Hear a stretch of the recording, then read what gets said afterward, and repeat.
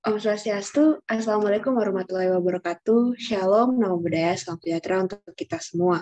Selamat pagi saya ucapkan kepada seluruh peserta webinar Justicia Society pada hari ini Jumat 22 Oktober 2021. Puji syukur kita panjatkan kehadirat Tuhan Yang Maha Esa atas berkat dan rahmat-Nya. Kita semua dapat berkumpul meskipun secara daring menghadiri webinar pada hari ini. Sebelum itu, izinkan saya memperkenalkan diri terlebih dahulu.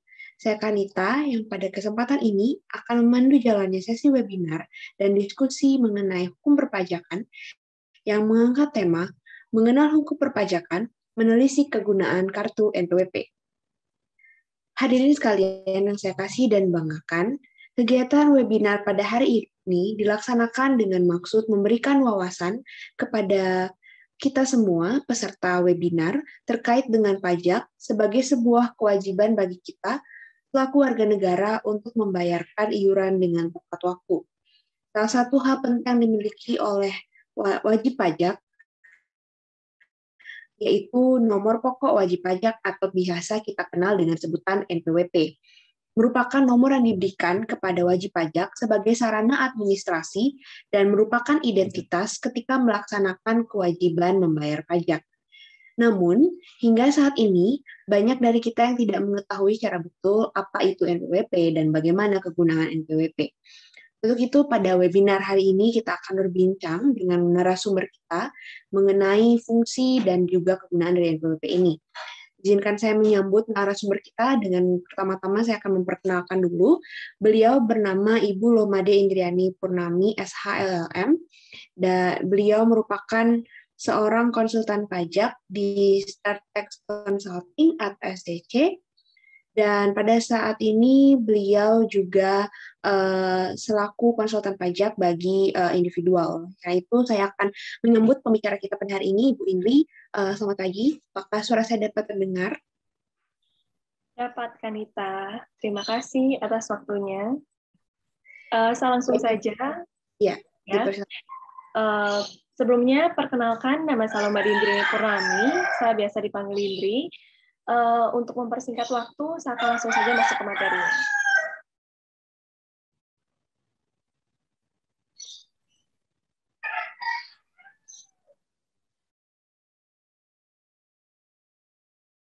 Ya. Jadi materi pada kali ini yaitu menelisik kegunaan NPWP atau nomor pokok wajib pajak. Bisa di next.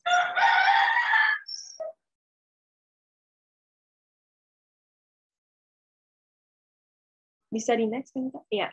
Yang pertama itu adalah pengertian NPWP. NPWP berdasarkan Undang-Undang Nomor 28 Tahun 2007 Nomor Pokok Wajib Pajak atau NPWP adalah nomor identitas yang diberikan kepada wajib pajak oleh pihak Fiskus sebagaimana sarana pengadministrasi perpajakan. Nomor pokok wajib pajak ini digunakan sebagai tanda pengenal atau identitas wajib pajak. NPWP juga merupakan singkatan dari nomor pokok wajib pajak, yaitu nomor yang diberikan pada wajib pajak untuk sarana dalam administrasi perpajakan sebagai tanda pengenal atau identitas diri dari wajib pajak dalam memenuhi hak dan kewajibannya. Selain sebagai identitas, NPWP juga memiliki fungsi untuk menjaga ketertiban dan ketaatan pembayaran pajak, serta pengawasan administrasi perpajakan wajib pajak, karena semua dokumen tentang perpajakan memiliki keterkaitan dengan nomor NPWP. Bisa di next. Selanjutnya mengenai arti kode NPWP.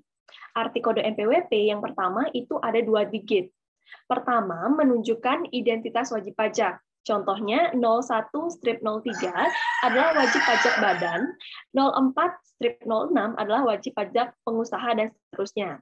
Yang kedua, itu ada 6 digit, setelahnya menunjukkan nomor registrasi atau nomor urut KTP yang diberikan oleh kantor pusat DJP. Yang ketiga, 1 digit yang berfungsi sebagai kode pengaman agar tidak terjadi kesalahan ataupun pemalsuan NPWP. Yang keempat, ada 3 digit, selanjutnya merupakan kode KPP terdaftar, dan yang terakhir itu adalah 3 digit, terakhir adalah status wajib pajak tunggal pusat atau cabang. 01 untuk status wajib pajak tunggal dan pusat, sedangkan 001, 002, dan seterusnya untuk status wajib pajak cabang. Begitu. Bisa di next. Selanjutnya mengenai jenis NPWP. Jenis NPWP itu ada dua. Yang pertama itu adalah NPWP pribadi. Adalah NPWP yang dimiliki secara individu yang memiliki penghasilan di Indonesia. Individu yang termasuk ke dalam daftar NPWP pribadi, yaitu yang pertama, memiliki penghasilan dari pekerjaan. Yang kedua, memiliki penghasilan dari pekerjaan bebas. Dan yang ketiga, memiliki penghasilan dari usaha. Sedangkan yang kedua itu ada NPWP badan. Adalah NPWP yang dimiliki oleh setiap pengusaha atau badan usaha yang memperoleh penghasilan di Indonesia. Perusahaan yang termasuk ke dalam daftar NPWP badan itu yang pertama adalah badan milik pemerintah dan yang kedua itu adalah badan milik swasta. Bisa di next. Selanjutnya mengenai manfaat NPWP. Apa sih manfaat NPWP? Meskipun NPWP merupakan dokumen penting, namun masih banyak orang yang tidak mengerti dan tidak membuat NPWP. Padahal NPWP memiliki banyak manfaat di dalam ataupun di luar perpajakan. Seperti yang pertama, itu adalah persyaratan administrasi. Dengan memiliki NPWP, maka kita akan mendapat kemudahan dalam mengurus persyaratan administrasi seperti di bank.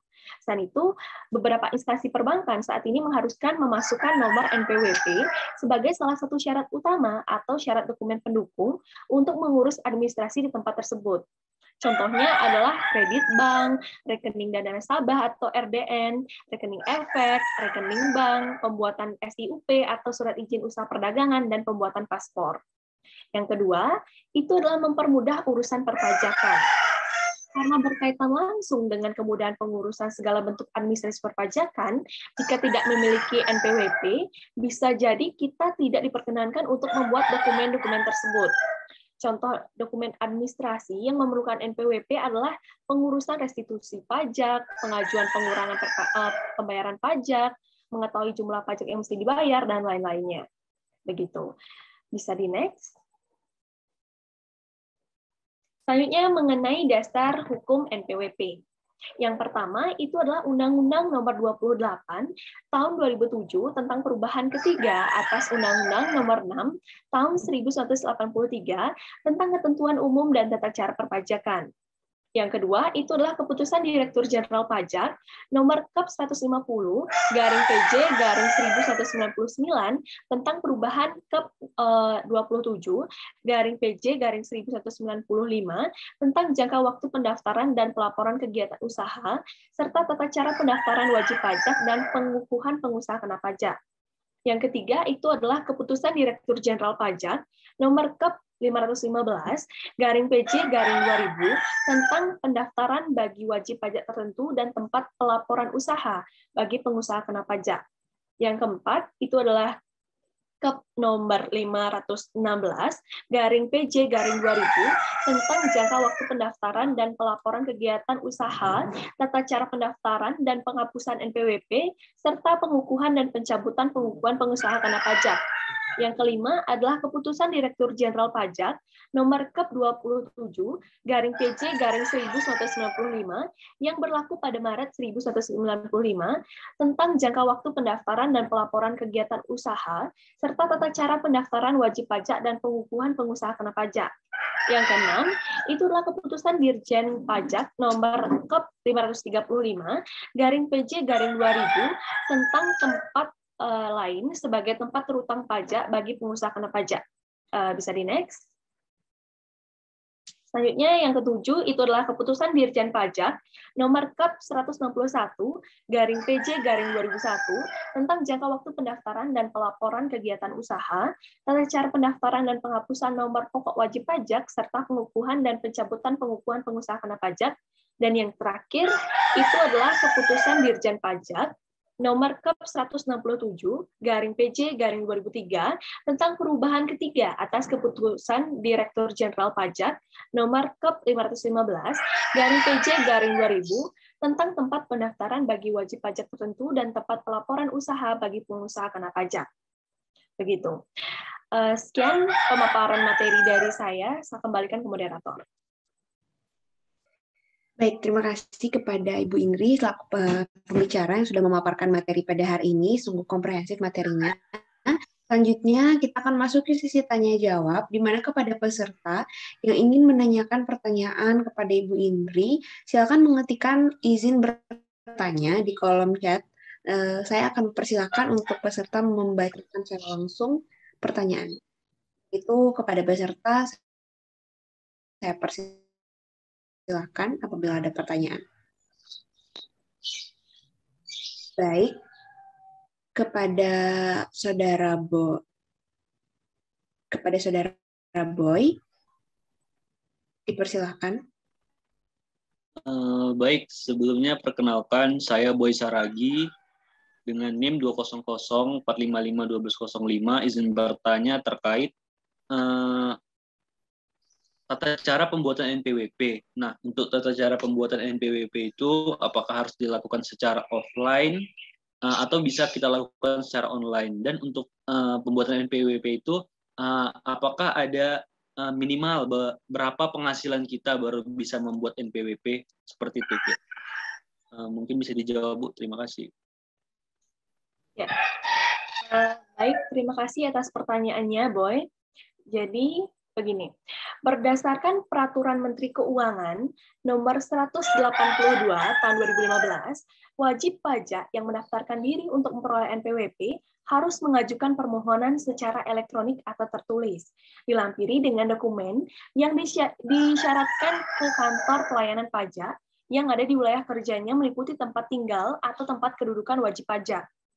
Dokumen yang diisyaratkan sebagai kelengkapan permohonan pendaftaran NPWP untuk wajib pajak orang pribadi, yaitu dokumen yang menunjukkan identitas dari wajib pajak untuk warga negara Indonesia maupun warga negara asing, dan dokumen yang menunjukkan tempat tinggal wajib pajak. Untuk batas penghasilan sendiri tidak ditentukan atau tidak diatur batas penghasilan berapa yang wajib memiliki NPWP. Hanya saja, untuk batasan penghasilan tidak kena pajak untuk wajib pajak orang pribadi saat ini adalah 36 juta per tahun atau 3 juta per bulan. Begitu, Boy. Apakah dapat dimengerti? Baik, Bu. Bisa dimengerti. Saya izin follow up question, Bu. Ya. Apabila nanti saya sudah memiliki NPWP nih, jika ada rumah atau harta saya yang belum saya daftarkan nih dalam laporan pajak, apakah rumah atau harta saya tersebut nantinya tidak bisa saya urus untuk proses jual belinya? Karena beberapa belakangan ini saya melihat banyak sih orang-orang yang melaporkan hartanya di kantor pajak. Kemudian apakah sanksinya misalnya ada harta yang tidak saya daftarkan? Kira-kira seperti itu, Bu. Terima kasih. Ya. Bila sudah memiliki NPWP, maka wajib pajak berkewajiban menyampaikan SPT, yaitu dengan cara melaporkan harta, penghasilan, dan kewajiban selama tahun berjalan. Adapun perpajakan, kita menganut sistem self-assessment, artinya wajib pajak diberikan kepercayaan penuh dalam menghitung pajak terutangnya sendiri. Sehingga apabila terdapat harta, penghasilan ataupun kewajiban yang belum dilaporkan, wajib dilakukan pembetulan atas SPT yang telah disampaikan. Berdasarkan Peraturan Dirjen Pajak Nomor 35/PJ/2008 tentang kewajiban pemilikan NPWP dalam harta penghasilan hak atas tanah atau bangunan, diuraikan bahwa pembeli wajib mencantumkan NPWP. Dalam SBB, pada saat pembayaran bea perolehan hak atas tanah dan bangunan, kecuali NJOP dan NPOP yang dialihkannya kurang dari 60 juta. Pihak penjual pun wajib mencantumkan NPWP-nya di SSP ketika melakukan pembayaran PPh atas penghasilan tanah dan atau bangunan, kecuali bila jumlah pajak yang harus dibayarkan kurang dari 3 juta. Menjawab pertanyaan saudara, bila ada penjualan harta yang belum dilaporkan dalam SPT, sebenarnya transaksi jual beli dapat tetap dilaksanakan, namun tidak sesuai dengan SPT yang self assessment tersebut bila tidak dilakukan SPT pembetulan. Begitu, Noviar. Apakah dapat dimengerti? Baik, Bu, penjelasannya sudah sangat jelas dan bisa saya mengerti. Terima kasih, Bu. Ya, sama-sama. Baik, terima kasih kepada Saudara Boy dan Ibu Indri atas jawabannya. Saya melihat ada satu pertanyaan lagi di kolom chat box dari Saudara Dio. Kepada peserta atas nama Dio, dipersilakan. Selamat pagi Ibu Indri dan teman-teman semua. Saya izin bertanya, kan tadi udah dijelasin tuh gimana dasar-dasar dan apa itu NPWP. Pertanyaan saya, kenapa sih NPWP itu penting banget, Bu? Kalau dibandingin dengan kita nggak punya NPWP, gimana sih bedanya? Makasih. Ya, terima kasih atas pertanyaannya, Dio. Jadi, bila dibandingkan masyarakat yang punya NPWP dengan yang tidak memiliki NPWP, maka yang tidak memiliki NPWP, yang pertama itu adalah harus membayar PPh yang lebih besar. Tidak peduli apapun pekerjaannya, salah satu risiko utama tidak mempunyai NPWP adalah harus membayar PPh yang lebih tinggi. Tanpa NPWP harus membayar pajak 20% dari total penghasilan selama setahun. Padahal aturan pembayaran PPh yang sewajarnya hanyalah 5%. Tentunya ini membuat pendapatan hasil bersih yang diperoleh semakin sedikit. Yang kedua, itulah potongan pajak lebih tinggi saat PHK. Ketika PHK, Anda berhak untuk mendapatkan pesangon. Akan tetapi, jika tidak memiliki NPWP, pesangon ini akan dipotong sebesar 20%. Ini berlaku untuk pesangon yang dibayarkan langsung sekaligus. Sementara, jika pesangon yang diberikan bertahap, maka tarif yang diberikan tiap tahunnya menjadi 20% lebih tinggi dibandingkan karyawan yang punya NPWP. Yang ketiga, sulit untuk mengajukan pinjaman ke bank. Bank akan sulit percaya jika kita tidak mempunyai NPWP. Jika akan kita mengajukan NPWP, itu sangat sulit karena NPWP merupakan dokumen wajib yang harus dilampirkan ketika mengajukan pinjaman ke bank. Tentunya, tanpa dokumen tersebut, permohonan bisa langsung ditolak, tak peduli apapun alasannya. Yang keempat, harus bayar pajak lebih banyak saat belanja dari luar negeri. Selain potongan PPh yang lebih tinggi, kita juga akan mengalami hal yang sama saat berbelanja dari luar negeri. Terdapat potongan PPh yang lebih tinggi untuk orang-orang yang tidak mempunyai NPWP, yaitu sebesar 15%, padahal jika punya NPWP, pajaknya hanya 7,5%. Gitu. Dan yang terakhir, itulah sulit untuk mengurus visa. NPWP sering dimintai imigrasi dalam proses pembuatan visa. Tanpa mampu menunjukkan kepemilikan NPWP, permohonan pembuatan visa kemungkinan besar akan ditolak. Paling tidak, prosesnya akan sangat sulit dibandingkan dengan yang punya NPWP. Begitu, Dio. Apakah dapat dimengerti? Sangat jelas, Bu. Terima kasih, Bu. Ya, sama-sama. Baik, sepertinya ada satu penanya lagi di kolom chatbox Bu Indri dari Saudara Arzi. Dipersilakan kepada Saudara Arzi. Baik, terima kasih atas kesempatannya Ibu Indri dan moderator dan teman-teman semua. Perkenalkan, saya Rizky Paramukti Sumadi dengan NIM 1204. Saya izin bertanya, Bu. Kebetulan belakangan ini saya udah ngelihat kalau NIK itu akan diganti dengan NPWP. Nah, pertanyaan saya itu, apa sih urgensinya, Bu, sampai NIK harus diganti NPWP? Itu sekian pertanyaan saya. Terima kasih, Bu. Ya, terima kasih atas pertanyaannya, Rizky. Saya perlu meluruskan bahwa ini merupakan salah satu wacana pemerintah guna mengefisiensikan urusan administrasi masyarakat. Rencana ini dilakukan dengan menambah fungsi nomor induk kependudukan atau NIK menjadi NPWP untuk mengefisiensikan dan meningkatkan efektivitas kewajiban perpajakan bagi jenis pajak orang pribadi atau OP. Susunan rancangan ini tertuang dalam RUU Harmonisasi Peraturan Perpajakan atau HPP yang masuk dalam tingkat 2. Berdasarkan draft RUU HPP, setiap wajib pajak orang pribadi yang telah memenuhi persyaratan subjektif dan objektif sesuai dengan ketentuan peraturan perundang-undangan, perpajakan wajib mendaftarkan diri pada kantor Direktorat Jenderal Perpajakan Kementerian Keuangan atau Kemenku. Rencana ini juga sesuai dengan rencana pemerintah yang menerapkan Single Identity Number atau SIN atau nomor identitas tunggal. Dengan penggabungan NIK dan NPWP menjadi satu data tunggal, maka terjadi sinkronisasi dan validasi data wajib pajak. Namun, bukan berarti semua penduduk Indonesia akan dikenakan pajak. Orang yang dikenai pajak adalah mereka dengan penghasilan di atas penghasilan tidak kena pajak atau PTKP. Begitu, Rizky. Apakah dapat diterima? Baik, sudah. Terima kasih, Bu. Iya, sama-sama. Baik, Demikianlah tadi sesi tanya jawab. Mohon maaf bagi peserta yang belum bisa menanyakan karena keterbatasan waktu.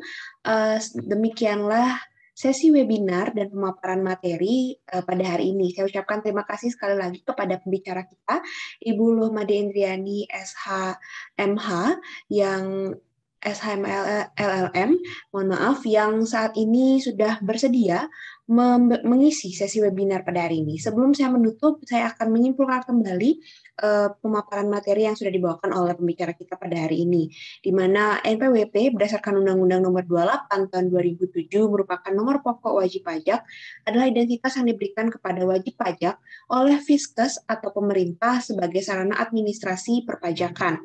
Dan nomor ini digunakan sebagai tanda pengenal atau identitas.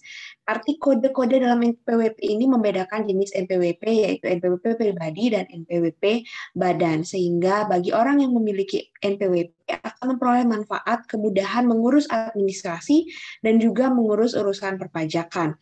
Salah satu dasar hukum yang mengatur NPWP ada di dalam Undang-Undang Nomor 28 Tahun 2007 yang mengganti yang sebagai Undang-Undang tentang perpajakan. Dengan demikian, pada hari ini, terima kasih sekali lagi atas partisipasi dan pertanyaan oleh teman-teman peserta.